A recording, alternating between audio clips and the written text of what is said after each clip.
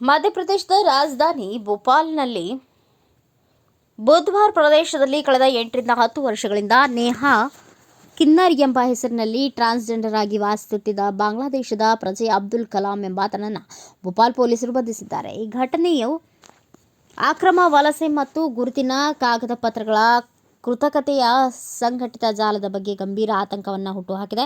ಅಬ್ದುಲ್ ಕಲಾಂ 10 ವರ್ಷದ ವಯಸ್ಸಿನಲ್ಲಿ ಅಕ್ರಮವಾಗಿ ಪ್ರವೇಶಿಸಿ ಮುಂಬೈನಲ್ಲಿ ಸುಮಾರು 20 ವರ್ಷಗಳ ಕಾಲ ವಾಸಿಸಿದ ನಂತರ ಭೋಪಾಲ್ಗೆ ಸ್ಥಳಾಂತರಗೊಂಡಿದ್ದ ಆತನು ಸ್ಥಳೀಯ ಮಂಗಳಮುಖಿ ಸಮುದಾಯದ ಸಕ್ರಿಯ ಸದಸ್ಯನಾಗಿ ಆಧಾರ್ ಕಾರ್ಡ್, ರೇಷನ್ ಕಾರ್ಡ್ ಮತ್ತು ಭಾರತೀಯ ಪಾಸ್ಪೋರ್ಟ್ನಂತಹ ಕೃತಕ ದಾಖಲೆಗಳನ್ನು ಬಳಸಿಕೊಂಡು ತನ್ನ ನಿಜವಾದ ಗುರುತನ್ನು ಮರೆಮಾಚಿದ್ದ. ಈ ಘಟನೆಯು ರಾಷ್ಟ್ರೀಯ ಭದ್ರತೆ ಮತ್ತು ಗುರುತಿನ ದಾಖಲೆಗಳ ಸಮಗ್ರತೆಯ ಕುರಿತು ಪ್ರಶ್ನೆಗಳನ್ನು ಎತ್ತಿದೆ.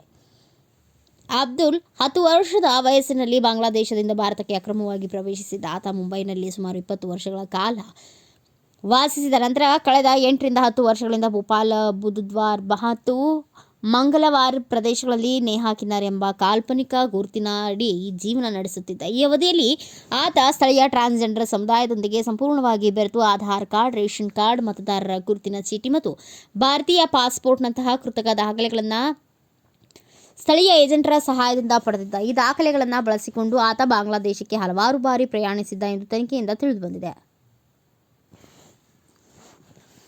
2025ರ ಜುಲೈ 14-15ರ ರಾತ್ರಿಯಲ್ಲಿ ಗುಪ್ತ ಮಾಹಿತಿ ಆಧಾರದ ಮೇಲೆ ತಲೈಯಾ ಪೊಲೀಸರು ಅಬ್ದುಲ್ ಕಲಾಂನನ್ನು ಬಂಧಿಸಿದ್ರು. ಆತನ ಮೊಬೈಲ್ ಫೋನ್, ಕರೆ ದಾಖಲೆಗಳ, ಸಾಮಾಜಿಕ ಮಾಧ್ಯಮ ಖಾತೆಗಳು ಮತ್ತು ಚಾಟ್ ದಾಖಲೆಗಳನ್ನು ಪರಿಶೀಲಿಸಲಾಗಿತ್ತು. ಆತನ ಸಂಭಾವ್ಯ ಗಡಿಯಾಚೆಗಿನ ಸಂಪರ್ಕಗಳ ಬಗ್ಗೆ ತನಿಖೆ ನಡೆಯುತ್ತಿದೆ. ಆತನನ್ನು ವಿದೇಶಿಗರ ಕಾಯ್ದೆಯಡಿ 30 ದಿನಗಳ ಕಾಲ ಬಂಧನದಲ್ಲಿ ಇರಿಸಲಾಗಿದೆ ಮತ್ತು ತನಿಖೆಯು ಆತನ ಹಿಂದಿನ ಚಟುವಟಿಕೆಗಳು ಮತ್ತು ಸಂಭವನೀಯ ಜಾಲದ ಬಗ್ಗೆ ಗಮನ ಕೇಂದ್ರೀಕರಿಸಿದೆ.